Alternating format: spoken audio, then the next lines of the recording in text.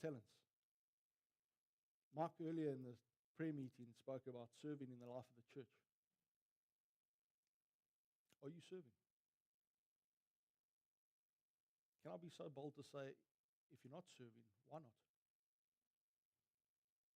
Got to get you a little bit earlier. And I say this in the nicest way possible. No, let me not.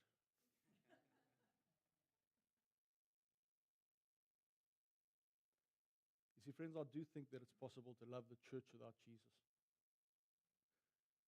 But yeah, man, when I read the scriptures and I see how much Christ speaks about the church, and he loves the church, and he likens himself to the head of the church, and when he speaks about marriage, he speaks about the church. I don't think it's possible to love Jesus wholly without loving the local church. I find it very difficult to read through the scriptures and see that. So get involved. And as James said earlier, when you make it about him, it's him working in you and through you. I had a meeting with a younger guy early in the week. I like meeting younger guys to pick their brain, see how they see things, listen to what they think, changes that might need to be made.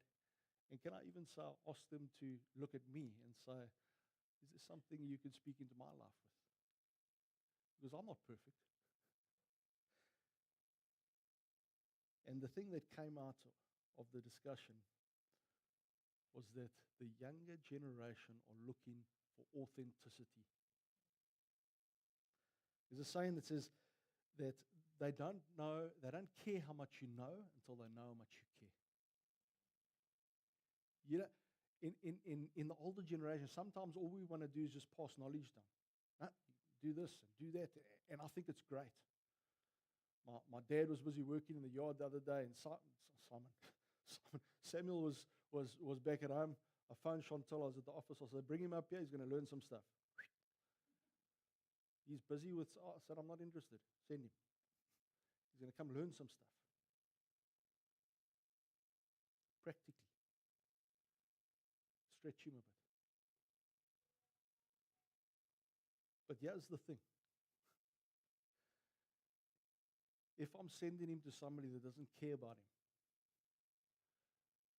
well, then I know Samuel's going to know that and understand that. And so, well, then it's just something that I'm performing in order to appease you.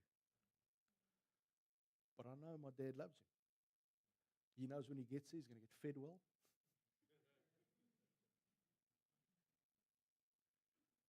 But for you and our friends, we've got to stop speaking out two sides of our mouths.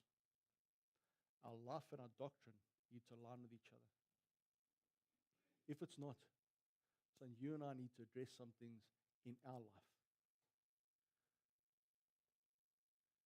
It's not just about us bringing the next generation. It's about us bettering ourselves so that we can stand shoulder to shoulder, so that from generation to generation to generation, we stand in together and say, actually, all of us are in this together. And all of us are learning. But we've got to keep the main thing. And if we keep Christ center to all of our discussions with our language, if we keep Christ center and try to depict him through our attitudes, if we keep Christ centered and he determines how we behave towards each other, not just in the home. What about that custom of yours that comes in and week out? What about that argument that you got into? It's a lot easier to do it, yeah. But they're watching, friends. Our language, our attitude, and our behavior. So here's a bit of a take-home for you and I today. Maybe you and I can go home and we can sit down with our kids and we can do a bit of a self-audit on these points. How does mom and dad speak about you, about Jesus, about the church. If there's some negativity there, I want to say you need to apologize for it. Try not to fight in front of your kids. There's some stuff for their ears and other stuff not for their ears. But go down and sit down with them. If you don't have kids, maybe ask somebody in the life of the church, maybe your life group leaders. Can you speak into my life? Have you seen anything that might be of concern to you?